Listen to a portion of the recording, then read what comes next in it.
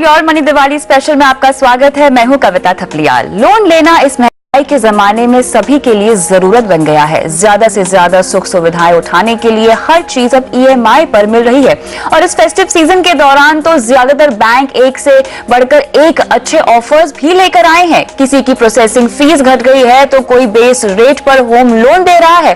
कैसे चुने सबसे सस्ता लोन? लोन से पहले किन बातों का रखे ध्यान? कैसे घटाएं लोन का बोझ? ये बताने के लिए आज मेरे साथ है अपनापैसा.com के हर्षवर्धन रुंगटा और फाइनेंशियल प्लानर अर्नव पंड्या। चर्चा की शुरुआत करते हैं अर्नव जी आपके साथ।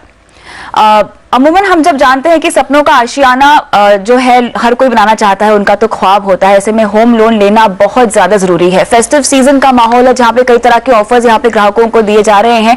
बताएं, होम लोन लेने से पहले किन किन बातों का ख्याल रखना चाहिए? किस तरह की रिसर्च, किस तरह की जांच पड़ताल होनी चाहिए?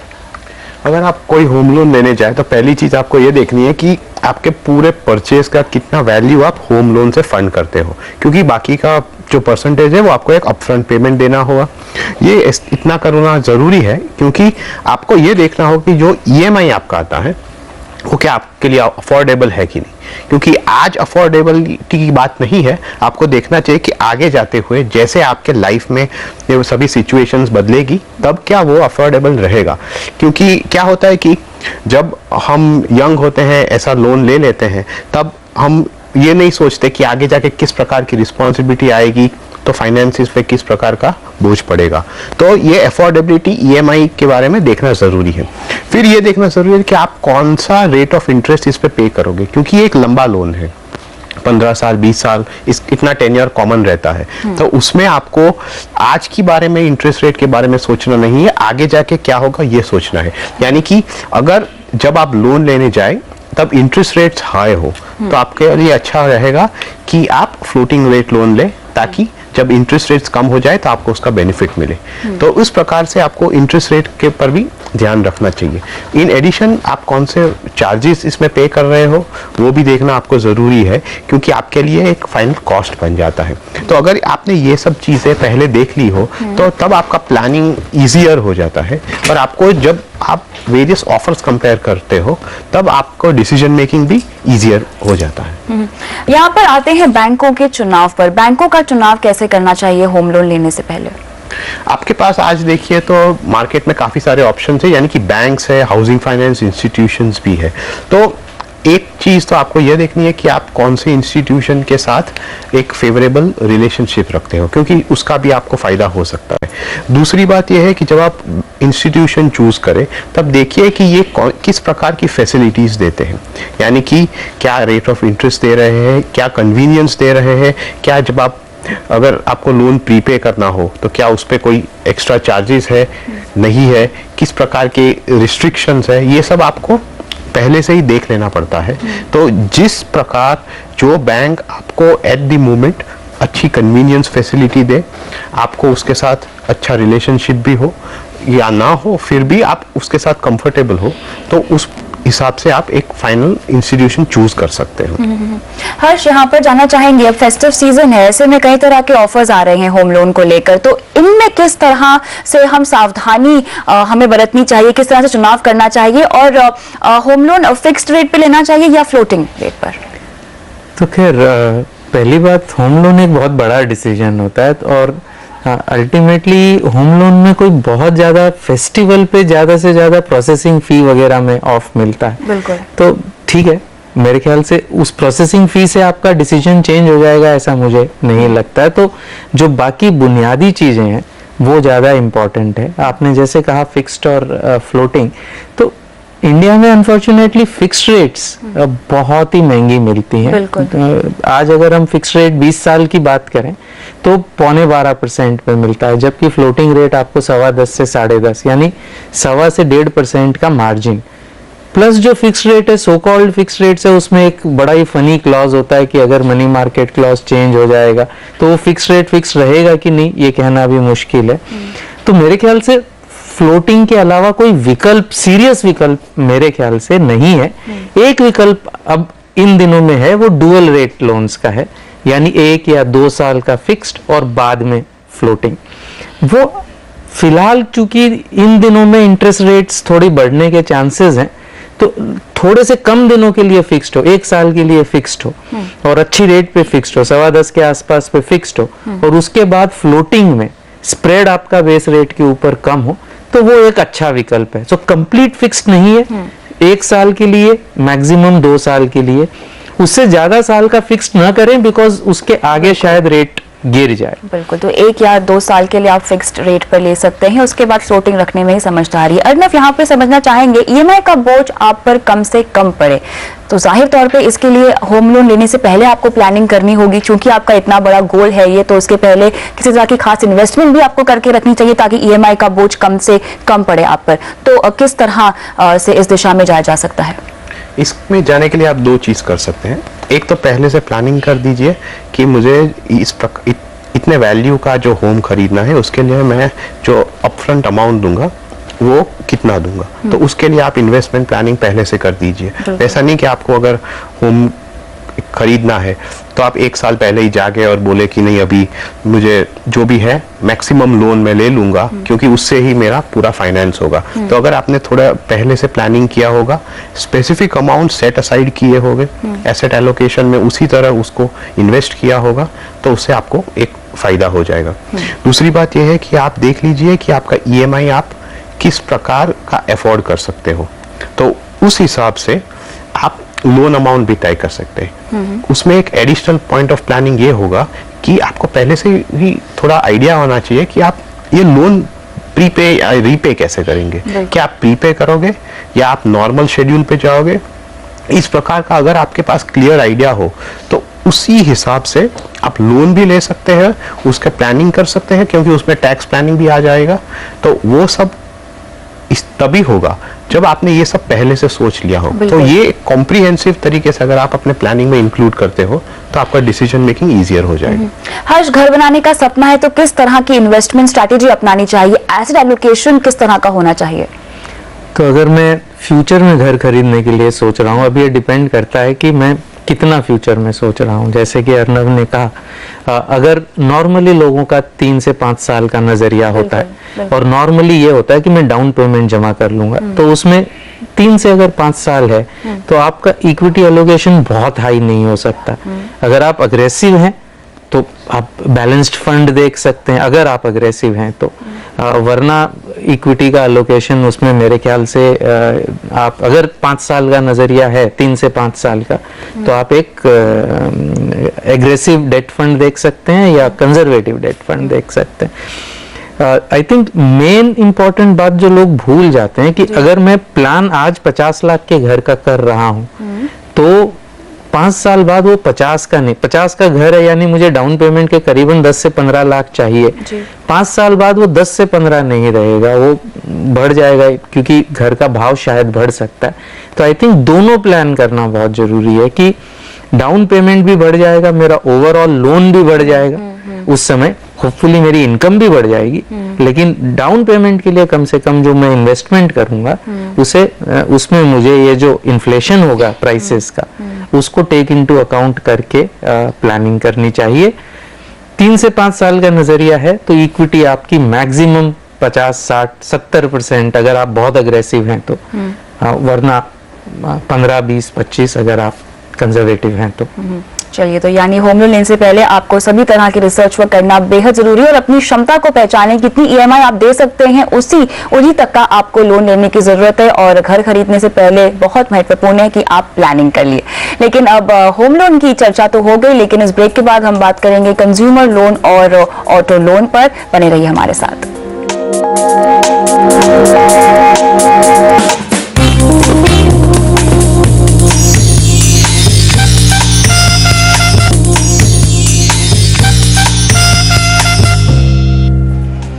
एक बार फिर से स्वागत है आपका योर मनी दिवाली स्पेशल में। आज इस खास चर्चा में मेरे साथ है अपना पैसा.com के सीईओ हर्ष रुंगटा और फाइनेंशियल प्लानर अर्नव पंड्या। आपके सपनों के आशियाने के बाद बात करते हैं बाकी बची सुख सुविधाओं की, जिनके लिए हम लेते हैं कंज्यूमर लोन और ऑटो लोन। तो सबसे पहले यहाँ पर अर्नब जी बात करेंगे कंज्यूमर लोन पर। फेस्टिवल्स के दौरान कंज्यूमर लोन्स की खास डिमांड होती है, बैंक्स भी कई तरह के ऑफर्स लेके आते हैं, रिटेलर्स के टाई अप होते हैं बैंकों के साथ कंज्यूमर लोन के लिए। कैसे चुनाव होना चाहिए फेस्टिवल के दौरान कंज्यूमर लोन लेने के लिए? पहली बात तो आपको ये देखना है कि आप जब लोन लेने के लिए जाते हैं तो क्या आपको कोई प्रेफरेंशियल बेनिफिट मिलता है, यानी कि कभी कभी कोई रिटेलर या कोई स्पेसिफिक स्टोर का एक टाई अप होता है जिसमें आपको शायद कम रेट ऑफ इंटरेस्ट से लोन मिले। दूसरी बात यह है कि आप रेट ऑफ इंटरेस्ट को ध्यान से देख लें, क्योंकि ये क्या रेट ऑफ इंटरेस्ट किस मेथड से कैलकुलेट किया गया है, यानी कि एक फिक्स्ड बेस पे कैलकुलेट किया गया है या रिड्यूसिंग बैलेंस मेथड पे कैलकुलेट किया गया है। ये देखने के बाद आपको पता चलेगा कि आपका एग्जैक्ट रेट ऑफ इंटरेस्ट जो आप बेयर कर रहे हो वो कितना होगा। तीसरी बात आप ये देख लें कि आपको लोन कितने पीरियड के लिए मिल रहा है, और इसमें क्या होता है कि कभी कभी ईएमआई को इजी बनाने के लिए आपका पीरियड एक्सटेंड हो जाता है। तो अगर ये पीरियड आपके नीड के साथ मैच ना करता हो तो आपको वही देखना है कि अगर मेरा थोड़ा ईएमआई ज़्यादा है तो ठीक है, लेकिन मैं उसी पीरियड के साथ स्टिक करूंगा जिसके लिए मैं रीपे कर सकूं। वरना क्या होगा कि कभी कभी आप एक लोन लेने के पूरे चक्कर में अपना पूरा फाइनेंशियल प्लानिंग डिस्टर्ब कर देते हैं। तो ये सब चीजें आपको ध्यान रखनी पहले जरूरी है, जिसके बाद आप एग्जैक्ट चॉइस कर सकते हो। बेस्ट डील अगर चुननी हो हर्ष, तो फिर क्या रणनीति या स्ट्रैटेजी अपनानी चाहिए? बेस्ट डील चुननी हो तो आई थिंक सबसे पहले कंज्यूमर प्रोडक्ट्स के लोन के लिए तो सबसे पहले ये देखना चाहिए कि आपको लोन लेकर खरीदना है क्या। बिल्कुल। बहुत कम फाइनेंशियल प्लान्स ऐसे होंगे जिसमें लोन बैठेगा कंज्यूमर प्रोडक्ट्स के लिए, तो मेरे ख्याल से वो सबसे ज्यादा इम्पोर्टेंट है।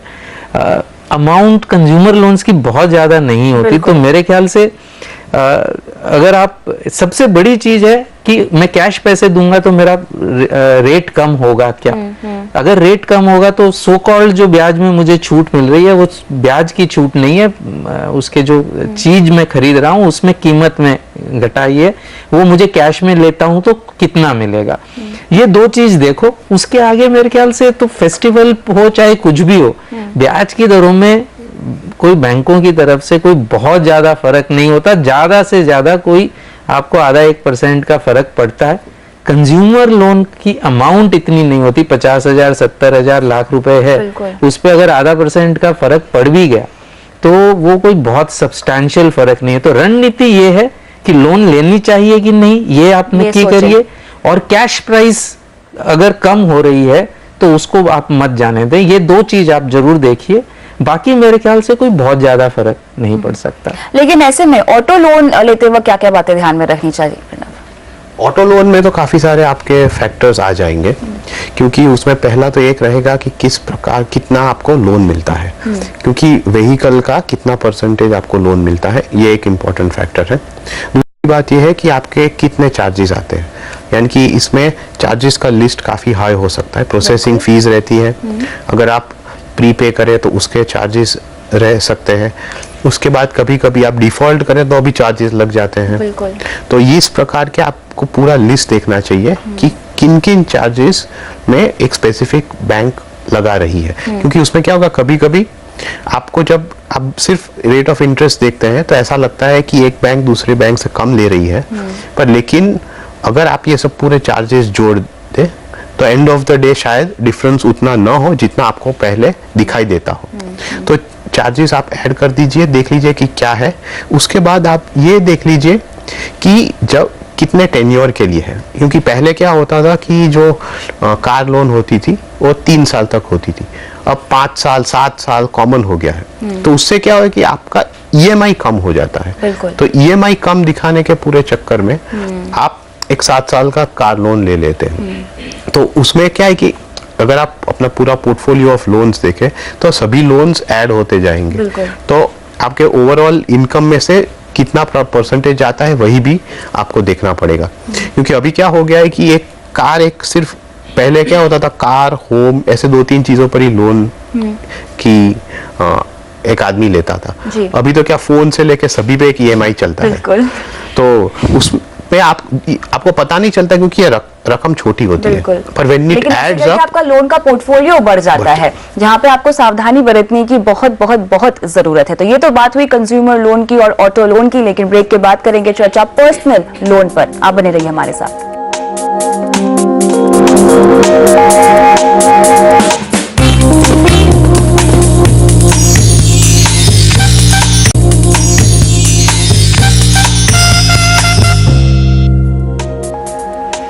एक बार फिर से स्वागत है आपका योर मनी दिवाली स्पेशल में। आज इस खास चर्चा में मेरे साथ है अपना पैसा.com के सीईओ हर्ष रुंगटा और फाइनेंशियल प्लानर अर्नव पंड्या।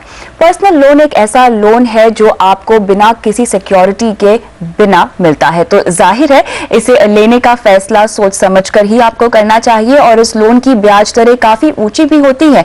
तो करते हैं अब इस पर चर्चा की किन स्थितियों में आपको ये लोन लेना चाहिए और पर्सनल लोन से पहले किन किन बातों का ध्यान रखना जरूरी है। तो सबसे पहले अर्नव यही जानना चाहेंगे कि वो कौन सी स्थितियां होती, सिचुएशंस होती हैं जब आपको पर्सनल लोन का रूट अपनाना चाहिए।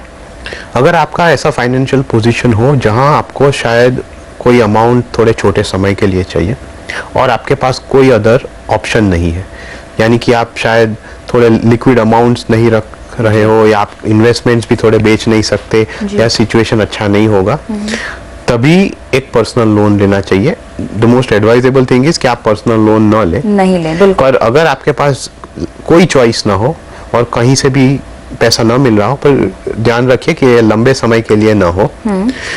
और ओनली अदर ऑप्शन इज कि एक ही चीज आपको ये पर्सनल लोन अच्छा दिखा सकता है, वही कि as compared to borrowing against a credit card, तो वहां यहाँ से भी रेट्स डबल हो जाएंगे। तो अगर आपको वो नहीं करना है तो पर्सनल लोन अच्छा है, वरना अदरवाइज तो आप पर्सनल लोन से दूर रहिए। लेकिन क्या क्या बातें हमें ध्यान में रखनी चाहिए पर्सनल लोन लेते वक्त? दो चीजें हैं। एक तो मेरे ख्याल से इमरजेंसी हो उसको छोड़ के और कोई रास्ते में पर्सनल लोन जस्टिफाइड नहीं लगता। एक सबसे बड़ी चीज जो लोग भूल जाते हैं वो होता है prepayment charge. In fact all personal loans और other loans, auto loans etcetera, 3-3, 4-4, 5-5% prepayment charge होता है। अगर समय से पहले आप भुगतान करना चाहते हैं, आपके पास पैसे आ गए और आपने हाई ब्याज दे रहे हैं, आप पैसा बचाना चाह रहे हैं, तो 4-4, 5-5% प्लस सर्विस टैक्स उस पर प्रीपेमेंट चार्ज होता है। तो जैसे अर्नव ने कहा, अवधि अगर लेना पड़े तो अवधि सोच समझ के लीजिए, बड़ी अवधि मत लीजिए, क्योंकि बड़ी अवधि आप ये समझ के ले लेते हैं कि मैं पहले चुका दूंगा, मेरे पास आ जाएंगे, अब फिलहाल मैं ईएमआई का बर्डन नहीं लेता हूं। लेकिन उसमें प्रॉब्लम ये है कि जब आप जल्दी चुकाने जाएंगे तो कई लोन्स में तो 6 महीने तक अलाउड ही नहीं है। First 6 months repayment is not allowed at all. आप दे भी देंगे तो क्रेडिट आपको आपको पेमेंट डेट पर ही मिलेगा।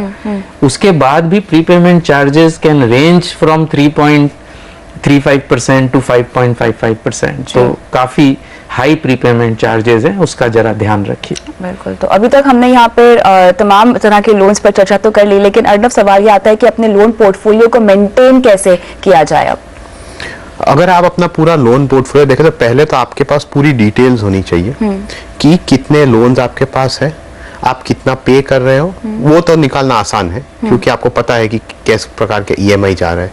और तीसरी बात मोस्ट इंपॉर्टेंट कि इसमें कितना कैपिटल आउटस्टैंडिंग है। काफी सारे लोन में क्या होता है कि हम सिर्फ ईएमआई देते जाते हैं, पर हमको पता नहीं है कि कितना कैपिटल आउटस्टैंडिंग है, क्योंकि किस प्रकार का इसका एलोकेशन होता है वो भी हमें पता नहीं है। तो ये पूरा अगर डिटेल आपके पास हो तब आप फ्यूचर डिसीजन ले सकते हैं कि कौन सा लोन रीपे करना है, कौन सा नहीं करना है। तो इसके बाद आप देख लीजिए कि ये सभी लोन्स में कंडीशंस क्या है, प्रीपे करने में किस में चार्ज है, किस में नहीं है, क्या बेनिफिशियल है। तो उससे आपको क्या होगा कि आपको पता चलेगा कि अगर मेरे पास कोई लमसम आ जाए या मैं कहीं और से कोई कैपिटल गेन हो जो मैं यहाँ पर शिफ्ट करना चाहूँ, तो आप किस प्रकार के लोन को पहले प्रीपे करेंगे, कौन से को आप साइड पे छोड़ देंगे, किसमें आपका बर्डन कम हो सकता है। उसमें एक और चीज आपको उसमें ये भी पता चलेगा कि अगर किसी लोन में आपका रेट ऑफ इंटरेस्ट बहुत हाई है तो क्या उसको कहीं शिफ्ट करके रेट ऑफ इंटरेस्ट कम किया जा सकता है, क्या वही इंस्टीट्यूशन आपको कम रेट में रीफाइनेंस करेगी, उसके लिए एक्सपेंस क्या है। तो अगर जब तक आपके पास ये पूरा इंफॉर्मेशन नहीं होता, आप ये आगे के कोई डिसीजन बराबर से ले नहीं सकते। और ये सभी एक साथ होके आपको इसको होलिस्टिकली देखना है, यानी कि सिर्फ एक लोन पे कॉन्सेंट्रेट मत कीजिए, पूरी पोर्टफोलियो में सभी डिटेल्स को आप बिल्कुल। जांच हर्ष, के देखिए। ऐसे में अगर किसी लोन की ईएमआई आपकी जेब पर भारी पड़ रही हो, तो जैसे कि अर्नब ने मेंशन किया, थोड़ा सा आप इंस्टीट्यूशन के साथ वर्कआउट कर सकते हैं, कैसे ये वर्कआउट होता है और कैसे शिफ्ट हो सकती हैं ब्याज दरें?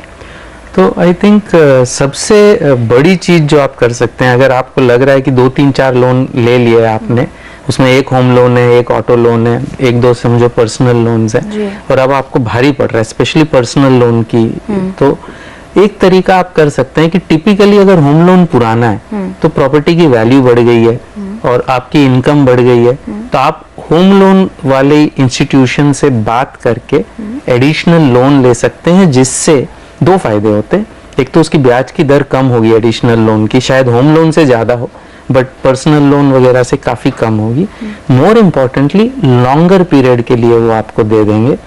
तो इस समय अगर आपकी दिक्कत हो रही है तो लॉन्गर पीरियड इज ओके, क्योंकि दिक्कत हो रही है, वरना longer period is not okay, but चूंकि दिक्कत हो रही है तो आपको लॉन्गर पीरियड मिल जाता है।